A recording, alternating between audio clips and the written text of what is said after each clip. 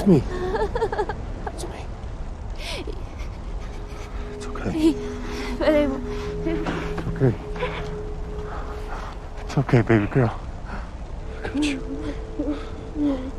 I'm fine! Totally fine! Alright, so with episode viewership starting at 4.7 million and ending with 8.2 million, it's safe to say The Last of Us was our latest water cooler show, easily breaking the curse of ill-fated video game adaptations. For the first time maybe ever, general consensus from game fans seems to be that the HBO show did the game justice, capturing iconic visuals and honoring beloved characters with even more focus. Most of the changes were relatively minor, some additional content, and building out character depth. Combined with phenomenal production and a stellar cast, The Last of Us had a lot working in its favor. The show is all but universally praised by critics and audiences alike, but in watching it myself, I couldn't help but feel that something huge was missing. I wasn't as invested in the world or the stakes as much as I wanted to be, and in this video, I'll explain why. And ultimately, I'll land on the conclusion that The Last of Us is indeed prestige entertainment, but its problems with immersing a TV audience preclude it from being something more. As a quick recap, and here's your major spoiler warning for the show and corresponding part 1 of the game, in The Last of Us, a sudden onset of mutated cordyceps overhauls human society, creating hordes of fungus zombies and destroying civilization. Years later, FEDRA, the Federal Disaster Response Agency, has replaced all law and order and set up a constellation of totalitarian quarantine zones, QZs, in major cities, while rebel groups, most notably the Fireflies, plot revolutions. In Boston, a young girl named Ellie seems to be uniquely immune from cordyceps. She's circumstantially paired up with Joel, a grisly anti-hero whose daughter's death has left him emotionally scarred, with the two of them set to travel across America to a Fireflies research hospital where Ellie's immunity may prove instrumental in creating a cordyceps cure. Much like the rabbits in Watership Down or Odysseus, the two travel across the country and encounter fragments of survivors, forming a father-daughter bond along the way.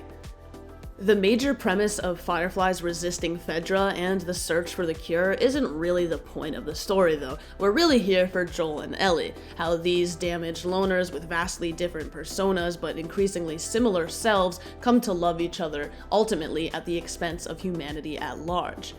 Now, there are clearly two distinct viewing experiences here, one if you've played the game and another if you haven't. Then maybe also a secret third thing where you haven't played the game, but you have spent weird amounts of time watching gameplay online so you can write a more balanced review, which is what I did, but obviously that's not the same as playing. I'm sure anyone who's played the game has complaints here and there, mostly it seems around insufficient scenes with the infected, but clearly one of the huge successes of this show is how stunningly faithful it was to the game, with plenty of shot-by-shot replications. And if that's all you're looking for, if as a game player you wanted to relive the story with as much accuracy as possible, then great, done, and I entirely respect the value in that accuracy. But I'd argue that there's a catch-22 embedded in the concept of adaptation as a whole. Different forms of media intrinsically engage audiences in different ways. In adapting The Lord of the Rings from book to film, we lose the divine eloquence of Tolkien's narrative voice, a key part of the reading experience, but instead we have a glorious soundtrack to carry us through the story, replacing form, but perhaps delivering some similar essence and enchantment.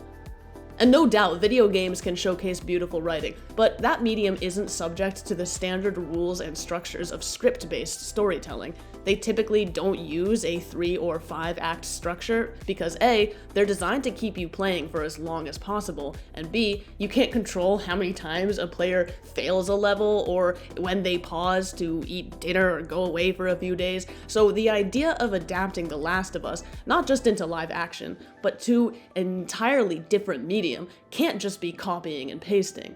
As if I asked you to create a painting adapted from a song, and you just took a piece of paper and wrote down the song's lyrics. It's okay, yes, technically accurate, but you've left behind the magic.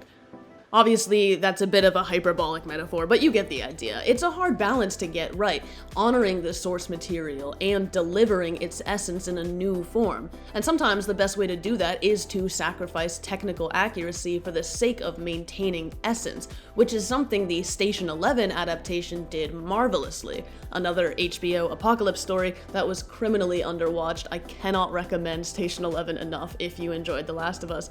Huge changes from the plot of the book, but the essence really remained. In my opinion, that approach to adaptation is more effective, but it's more risky. Sweeping changes to The Last of Us would likely piss off game lovers in a completely understandable way, and we all know how wrong those adaptations can go. So maybe, given how good the original game is, it was the right call to remain as accurate as possible. Maybe we got the best result we could hope for. But I still wanted to figure out why I wasn't getting excited in between episodes as I normally do for HBO at 9 p.m. Sundays, particularly because I loved the premise and really wanted to get obsessed with the whole show. I've read countless reviews of the game, and one thing in common is praise for the strength of its immersive emotional impact. You really feel like you're right there with Joel and Ellie, that this masterpiece of video game storytelling works by pulling you into the world and the characters so well. Clearly, we've come a long way from Tetris, and clearly, the narrative writing of The Last of Us was truly powerful as an immersive tool throughout the game. But another immersive tool is interaction, obviously. So from what I can tell, part of the experience of the game is, of course, way more action, but action that develops dramatic connection between you and Joel and Ellie. Playing as Joel, fighting zombie after zombie to protect Ellie, you probably fail and reboot a few times, so there's an inherent sense of relief when you succeed and save her. And even though you know you're just playing a game, that relief and sudden safety associated with her character triggers a mental response that builds up over at least 15 hours of playing. We all know how successful this immersion in video games can be. Games can make people form bonds that actually supersede their real-life relationships, sometimes in a genuinely dangerous way. But even just walking around as Joel while Ellie hums in the background and helps you climb over things forges a connection to the characters and the story world at large. But interaction is a crucial ingredient to that immersion. That's true of any video game. Being personally involved, putting in your own time and efforts can make a game about pretty much anything feel exciting and immersive. And gameplay is so immersive that it's incredibly easy to allow for, quote, video game logic, where things just sort of happen the way they need to. A med box can heal a broken leg instantly, a window simply won't open even if it opened before, you're forced to abandon your supplies even though they're right there, and this happens all the time in the show The Last of Us. In episode 4, Joel and Ellie have a lengthy conversation about death, and then suddenly run away from all the food and ammo they've just scored from Bill's house. If the game forced me to do that as a player, I'd be frustrated, but that frustration would be part of the immersive effect. You know, damn, I just worked so hard to get all that and now I'm screwed again. This is something happening to me. I now have to survive a new boss. But as a passive audience without a controller, this is only happening to me to the extent that I feel connected to Joel and Ellie. And watching them suddenly abandon their truck after standing around for a while breaks that connection. I can't understand that logic, because they should have grabbed their stuff and hid the second they could. So I'm frustrated, but not frustrated within the tides of the game's story world, but rather because as an audience, I'm subject to a logic to which I can't relate. That's just an example, and in this video, I'm not gonna nitpick over every little unrealistic moment. Obviously, TV and film have plenty of those, and if I'm fully invested in the world, who cares? But that example does demonstrate my broader thoughts in this video. Perhaps impressive accuracy to the source material impeded the changes that would have had to have been made for the show itself to be immersive on its own. And again, maybe that's a good thing. This show is clearly near and dear to many people, and I can see why, especially if you've played and loved the game. Too much change would irk you. I'd feel the same way. But this kind of thinking helped me understand my own experience watching. So in this video, we'll take a look at core components of the show and to what degree they were successful in a non-interactive medium. We'll start with the state of the apocalypse, or the onset of cordyceps, then look at world building, narrative stakes and episodic structure, and finally, protagonists and antagonists. In the conclusion, I'll ask if this show really had a point besides being a beautiful exercise in high-quality production and game replication. Before jumping in, I gotta say that though I felt really let down by the show and I'm about to be critical of it, I absolutely respect how emotionally resonant and sentimentally valuable it was to people. I'm not trying to convince anyone to dislike it, but if you're someone who just wasn't quite there, or if anything felt missing, I hope this video helps. So back in high school, I took an English class called The British Edge, and we studied points of transition between regular reality and special supernatural worlds in British literature, like the wardrobe moment in Narnia or Alice going down the rabbit hole, and thinking about The Last of Us actually reminded me of that English class because that edge, that transition from everyday life to the special world, can be remarkably haunting in television. In Station 11, the first night of the world-ending flu is a phenomenal demonstration in writing the edge, and for the first segment of The Last of Us pilot, I was fully hooked, and I thought I was in for another masterpiece.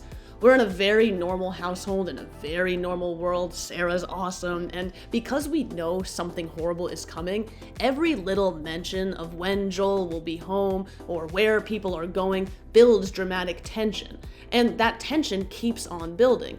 The watch shop closes, the neighbor's dog is being weird, ominous signs of trouble amount until we see the freaky hair-eating grandma. But just a few moments later, everything's exploding, bombs are going off, planes are crashing into us. We initially get grounded in a story world reality that looks just like ours, and the idea that it's going to dissolve is scary, then boom, apocalypse. In their first episodes, actually, both The Last of Us and Station 11 use a giant plane crash to deliver stakes, but the juxtaposition between the two is telling. In The Last of Us, the plane crashing is a delivery of danger, huge explosions, we're on the ground, people are screaming and running, chaos everywhere. In Station 11, we're with a young girl in a high-rise apartment, just a kid looking through a window, and slowly we hear and see a plane come into view and then crash into the faraway pier. So the scary thing there isn't holy crap, explosion, run, run, run. It's holy crap, there's nothing we can do, no one's even responding, this view out the window will never be the same. It's actually incredible how good storytelling can make ridiculous plots feel possible, feel intimate, feel real on our level. But we need that scene of like Peter Parker in his bedroom freaking out over his new spider abilities. We need Lucy to stumble through the wardrobe before the others do. We need the edge. Here, I'm super curious about how elected officials responded, what public rhetoric was like, how information traveled, how families coped, but the show goes from, grandma is acting strange, to total earth ruin in like 2 scenes total. So as an audience member, I felt thrust from the immersive tension of knowing something bad is coming but not knowing how it will manifest or affect characters, to the utterly passive position of just accepting crap as it comes at me. Consequently, I don't feel remotely immersed in this world. Civilization is ending. That thought, that wonder, that fear should linger with the audience after the episode ends, and it easily could have. The choice of cordyceps as our world ender here is genius. They could have made up anything, but they chose instead something that does technically exist. It's still fanciful, but it's grounded in a wonderfully realistic plausibility that then gets thrown out the window.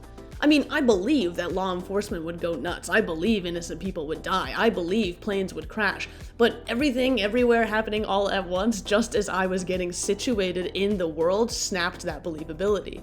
The apocalyptic edge in Station 11 still haunts me, not because it was more similar to COVID, but because it examined our resting assumptions about how civilization worked. And while I'm not looking for a Station 11 copycat, if you're gonna walk us through that first night, we need something more than sudden, overwhelming chaos for us to really inhabit this new special world on an intimate level. Sarah's death is emotional, it was hard to watch, and that's really what this sequence was all about, showing us Joel's trauma. But they also made the choice of opening with a panel of scientists in the past discussing cordyceps, and in the next episode with a professor in Jakarta seeing one of the first casualties. In other words, they open up a huge worldly scope only to leave it all behind and zoom in on Joel, and doing so also leaves the audience behind a bit too. After that first episode, it's a strange one, because normally apocalyptic stories are all about either the initial onset of whatever ends the world, or what the aftermath of any fragments of society look like. The Last of Us does both at once, and not by the flashbacks. Once we're in present day, it feels more like a few weeks or months after the initial onset than 20 years. 20 years later, and the only murmurs of a cure are by a rebel terrorist group who want to lobotomize one kid. Humans are many things, but defeatist isn't one of them. And fine, no cure, fine. But no coordinated attempts to eradicate the infected? No specially designed weapons for them, or gases, or shields? After 20 years? I get it, cordyceps is more devastating than anything we've ever seen, but even at our worst, humans are inventive and resilient and almost annoyingly confident in the concept of our own invincibility. So this version of society, not just the fringe random groups in the woods, but the organized governed societies in Fedra QZs, is obscenely non-plausible to me. And this brings me to my next section, world building. So I was under the impression that The Last of Us was a bit of a horror show, or at least something probably too scary for me, which isn't saying much. I mean, I get scared by the Simpsons Halloween specials. Otto, you gotta do something! There's a gremlin on the side of the bus! But besides the first few scenes, it wasn't, and that was puzzling to me, but it all comes down to how sporadic and uncoordinated the world building is. There's a lot going in this show's favor. The visuals are outstanding, from landscapes to special effects, but to my disappointment, after every episode each week I'd close my laptop or whatever and walk away, and none of the world itself lingered. That's not to say this story has no impact, just that the world in which it takes place isn't sufficiently fleshed out to be immersive. To start off, the infected don't make a ton of sense. They're far more present in the game, and as such, the rules of their existence are better communicated to game players. So maybe this is just from a non-player perspective, but I couldn't really get scared of them as a whole. On a scene-by-scene basis, definitely, this show knows how to get your heart racing quickly, but the cumulative effect of the infected is numbed by their inconsistency. And that's a shame because cordyceps is a freaky concept. It attacks from within while creating a largely external danger. And while it's fine, maybe even good, to be somewhat confused by this threat, by the halfway point of this season, we should have at least a decent grip on what exactly cordyceps is and how it works. They introduce a wide variety of mushroom monsters, and it's cool that cordyceps manifests in diverse ways, but it's not cool that the central underlying threat of the entire season isn't ostensibly subject to any natural laws. It's a problem, because if we hear or see one, I don't know how worried to get. I don't know how important a gun might be. I thought if you see one, you're bound to see dozens more, but no. At one point, they're a giant hive mind, so we have to be really careful where we step. But later, Ellie just stabs one in a cumbies just for fun, and nothing happens. At times they're clumsy, at times they're freakishly gymnastic, we randomly meet a bloater, and look, if you're playing the game and you're in some fighting sequence and then a new giant thing emerges and starts running at you, that's a great adrenaline burst. But as a watcher, much like that plane crash, I can't wrap my head around what's going on, and I just have to accept the randomness in a frustratingly passive way. And I really did not care for Tess dying via slow motion French kiss when we only ever see them viciously rapidly bite otherwise. That was a really disruptive moment and it never really got explained, so genuinely, if someone understands that, please let me know. It's also super easy to miss that Joel and Sarah came close to having pancakes, birthday cake, or the neighbor's cookies in episode 1, and those moments were more like fun Easter eggs than a source of world building and narrative anxiety, because it wasn't clearly established that cordyceps spreads through grain. I was just a bit confused why there was so much focus on pancakes when I could have been on the edge of my seat.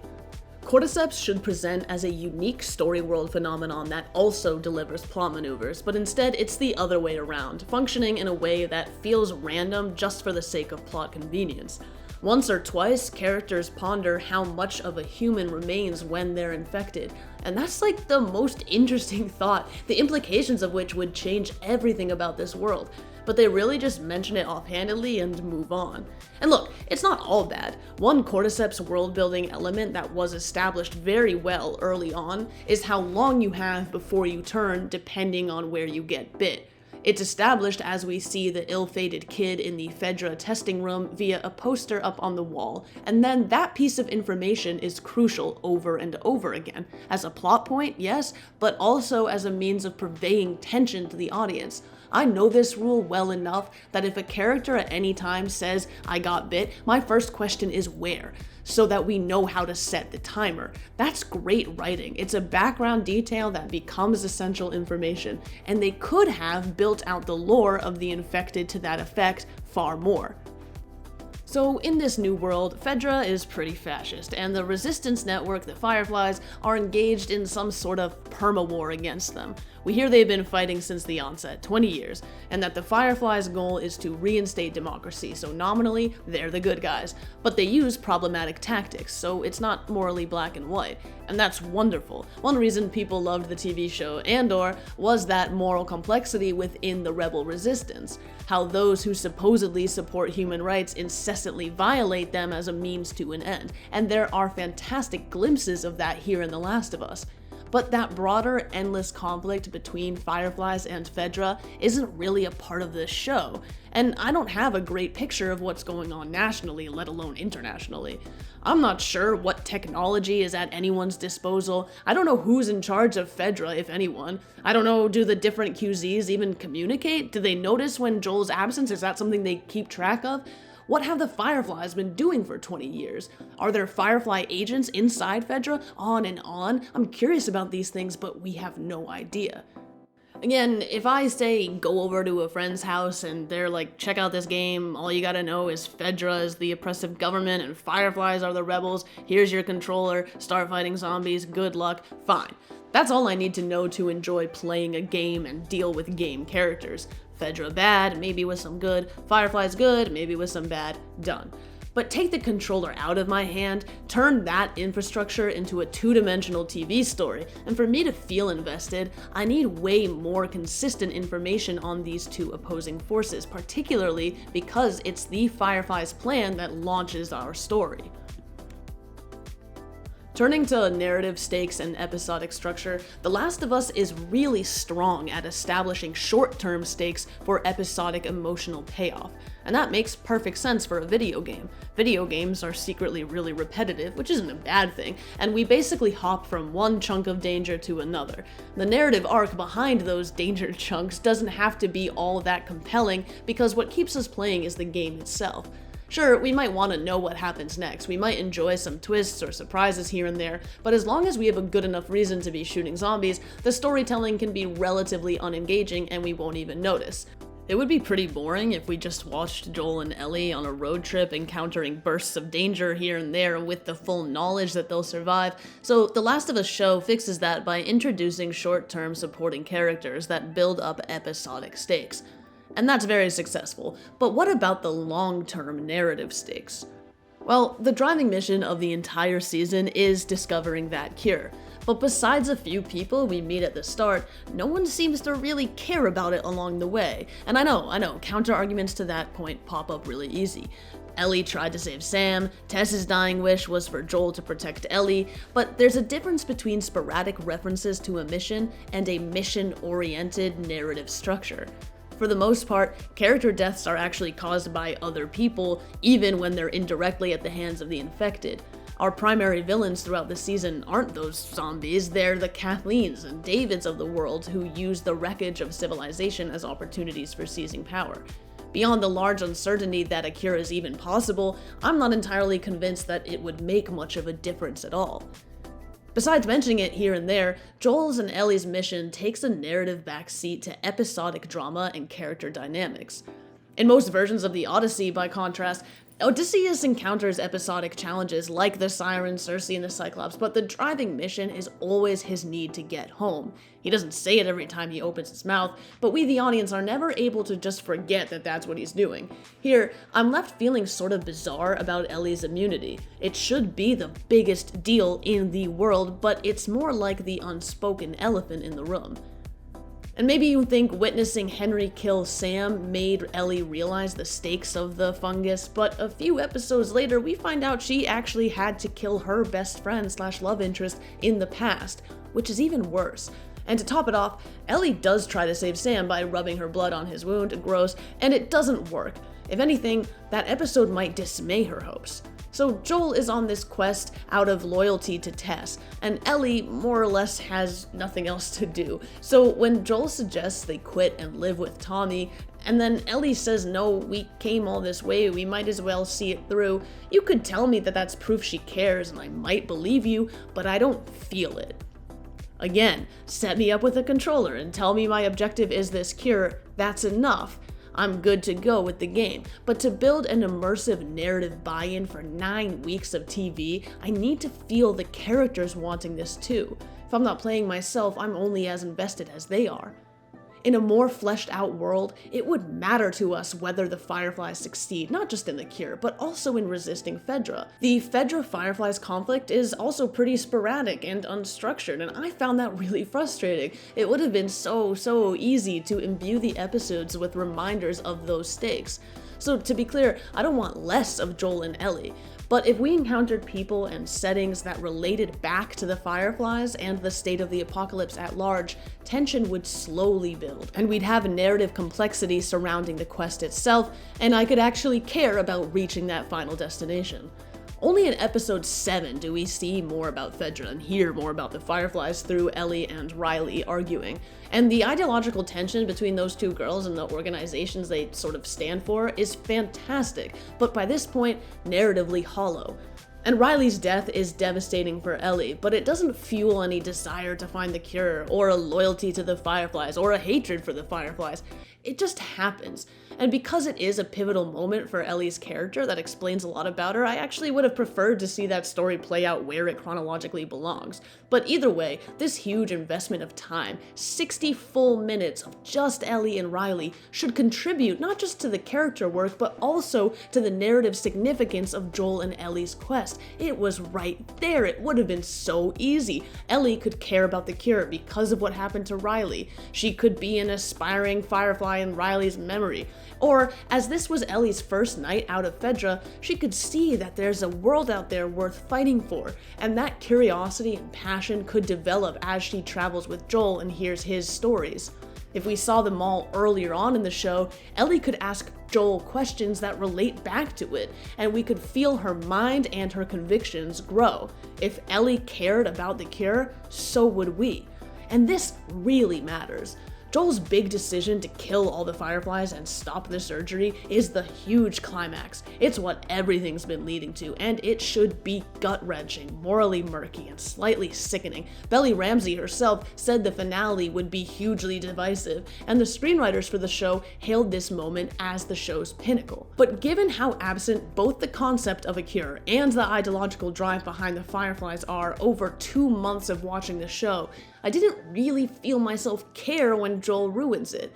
It should feel like he's monumentally selfish. We should feel that betrayal. He's basically sentenced humanity to endless wreckage for the sake of his own happiness. But because the show de-emphasizes both humanity at large and the struggle between Fedra and the Fireflies, while heightening Joel and Ellie's significance, I was neither surprised nor honestly that upset.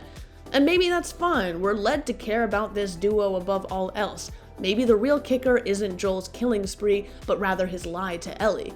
We know Ellie well enough to say that she'd want the truth either way, so this is without a doubt a great moment in the show when he chooses to lie, and a strong, bittersweet ending.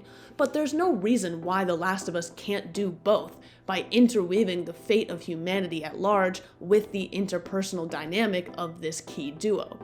I mean, maybe Joel and Ellie honestly just couldn't chat about the cure along the way because surely, even if it's not immediately evident to them, it should occur to at least one of them that there's a good chance the operation will kill Ellie. I mean, I found it hard to believe that Joel would be caught so heavily by surprise there, but whatever.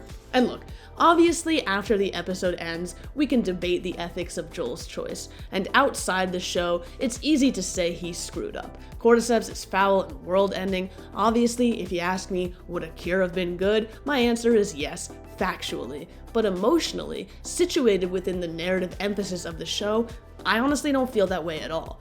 Once again, the actual playing of the game is fundamental to the impact of the finale. Playing as Joel, holding that controller and realizing the game has to end with you murdering doctors who are trying to save the world is gut-wrenching, morally murky, and slightly sickening, because through Joel, it's you yourself committing the action.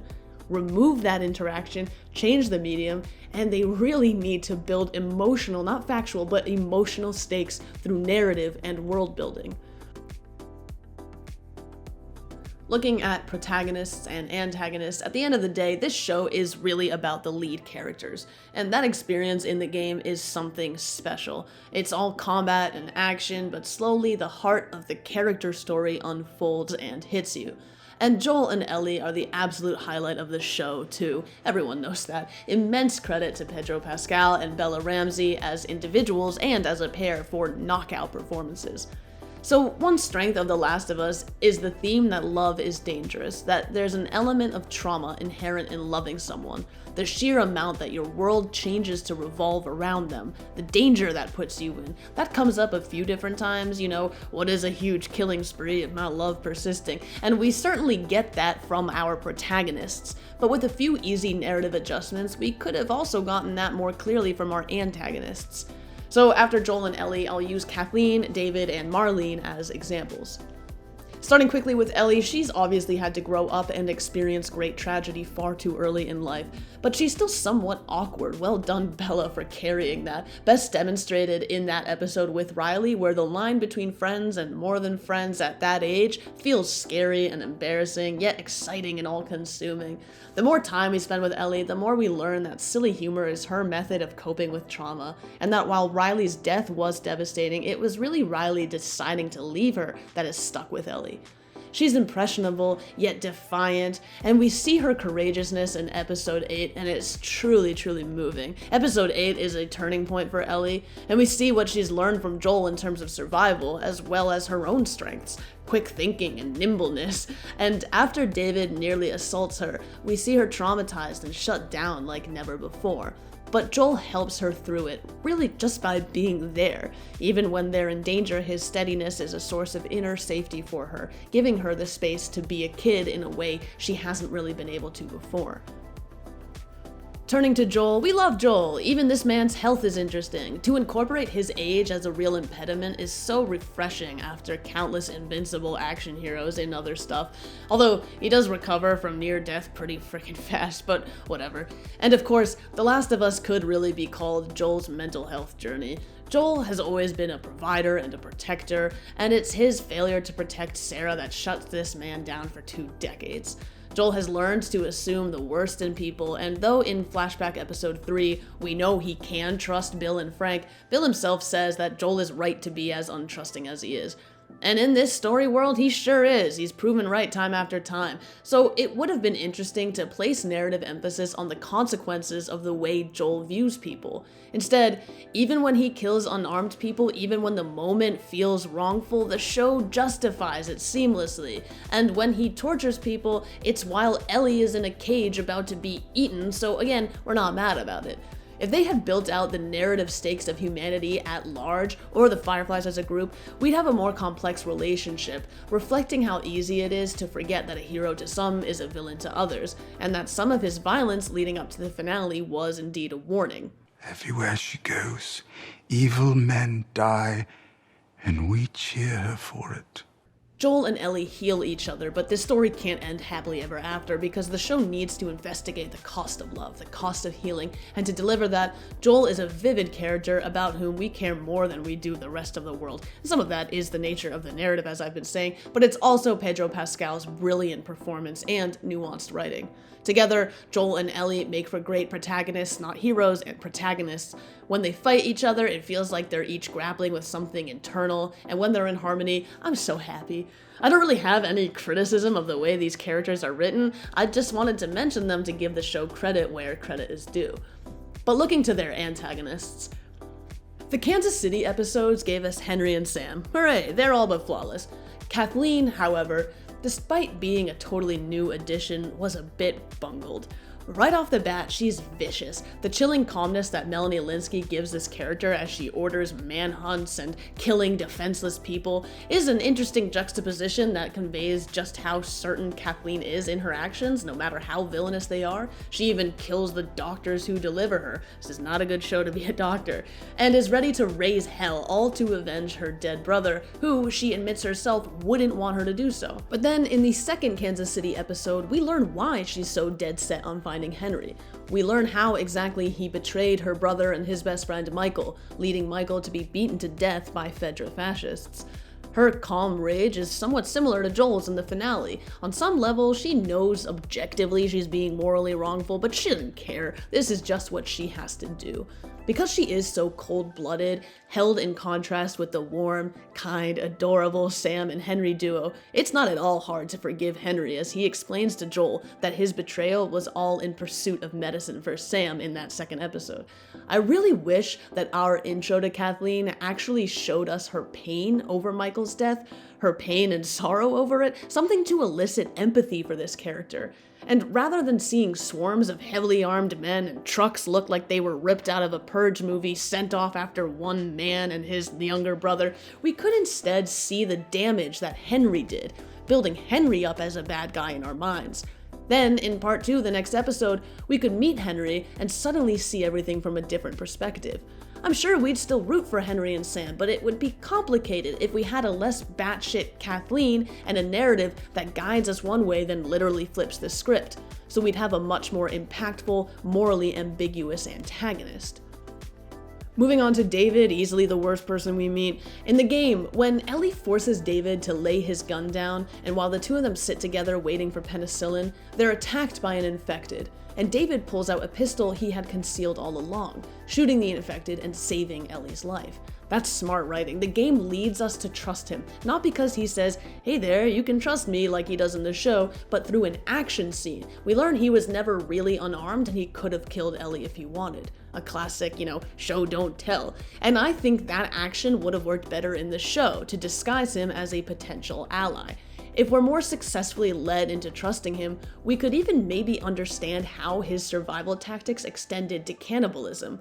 I mean, as morally and viscerally unsavory as cannibalism is, there is a utilitarian argument in its favor if the alternative is a large group of people starving to death.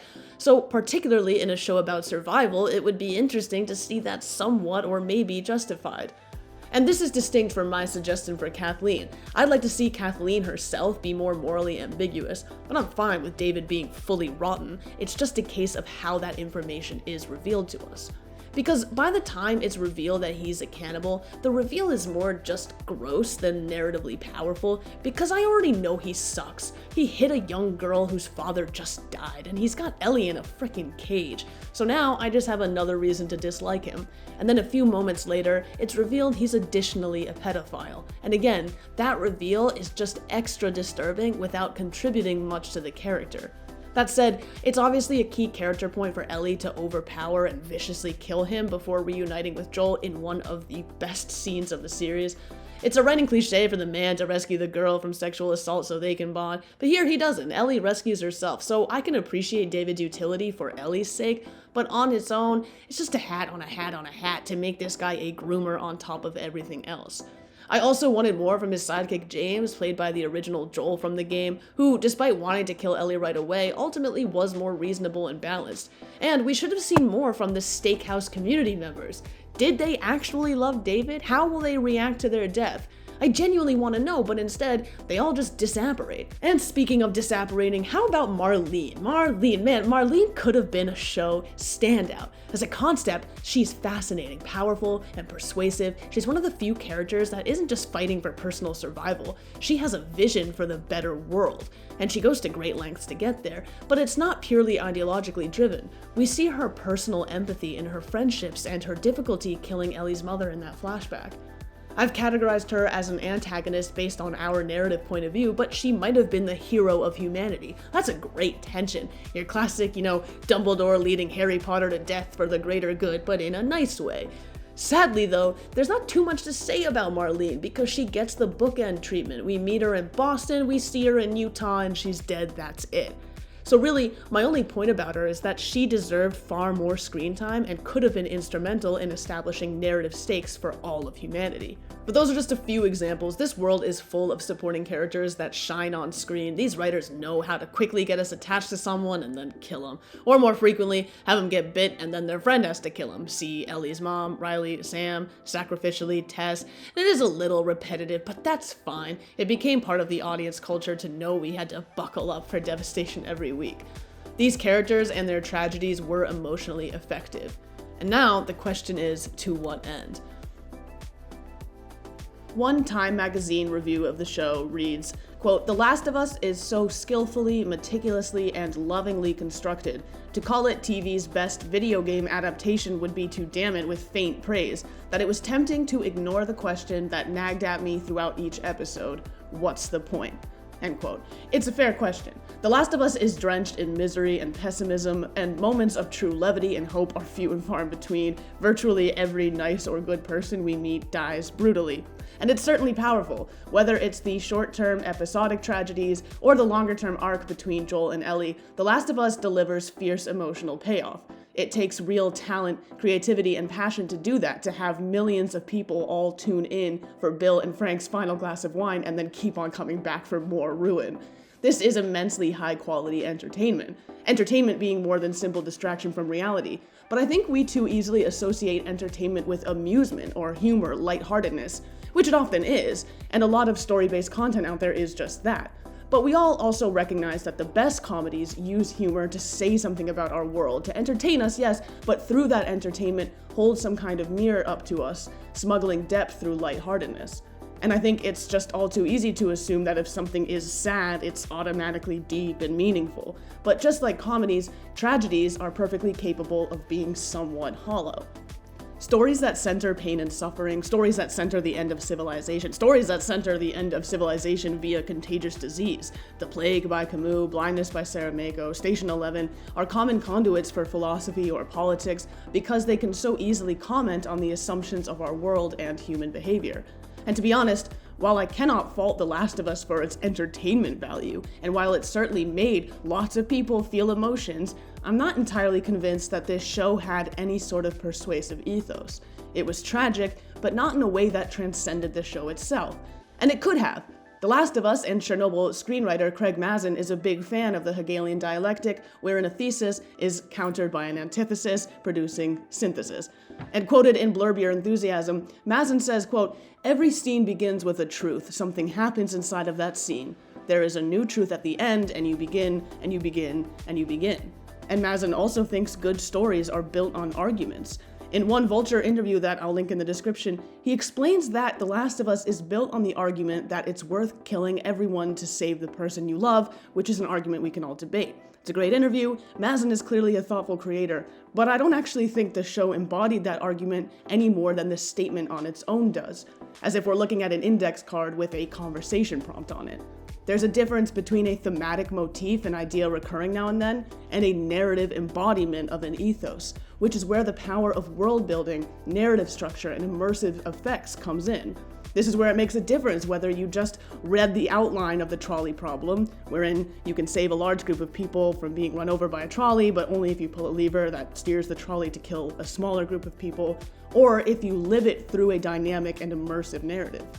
And in moving this story from interactive game to two-dimensional television, that level of immersion was lost, landing us with high-quality prestige entertainment, but maybe not necessarily profound storytelling. I'll end by saying just one more time that I absolutely do respect this show. I think it was an incredible accomplishment, and the strength of the character work for Joel and Ellie was outstanding. But in my opinion, The Last of Us nonetheless strays into the area of escapism. Tragic, but escapist nonetheless. Though if you told me years ago that Oberyn Martell and Lyanna Mormont would be the iconic duo of 2023, I'd honestly believe you. These two deserve everything.